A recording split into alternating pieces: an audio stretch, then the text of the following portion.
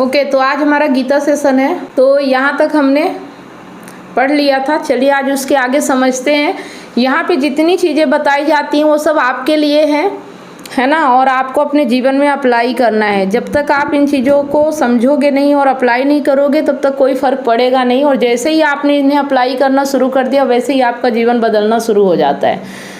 तो पिछली बार हमने पढ़ा था कि मायके में ही रह गई हमेशा और पिया खड़े उधर मुस्कुरा रहे, पिया तेरे चतुर तू मूर्ख नारी, कबहू ना पिया की सेज सवारी, कैसे सवारेंगी मायके में ही पड़ी है। मतलब शरीर से आपका रिश्ता मायके का होता है, और अगर ससुराल में भी आपके शरीर से ही काम रहे तो फिर कोई मतलब नहीं, आप मायके के मायके में ही रह जाते हैं। मतलब ये होता है कि अगर मायके में शरीर का रिश्ता है तो ससुराल में प्रेम का रिश्ता होना चाहिए, चेतना का रिश्ता होना चाहिए, पति से चेतना का रिश्ता होना चाहिए। लेकिन पति से भी अगर शरीर का ही रिश्ता है तो फिर कोई आपके जीवन में ऊंचाई आई नहीं, आप जहाँ थे वहीं रह गए, है ना।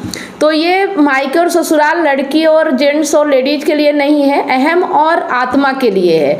तो अहंकार का जन्म जहाँ होता है वो उसका प्रकृति उसका मायका हो जाती है, और जिससे उसे प्रेम होता है सत्य से वो उसका ससुराल उसका पिया हो जाता है ना। तो चलिए इसे समझेंगे।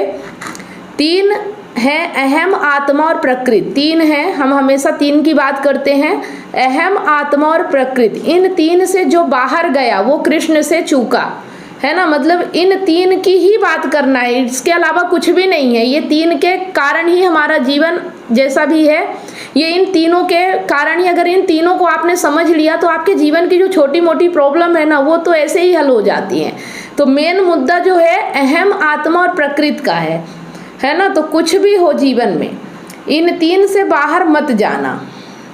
इससे बाहर गए तो पता नहीं कहाँ पहुँच गए, छोड़ो फिर। और इन तीन से बाहर तो पूरा संसार है और पूरा शब्दकोश है ना।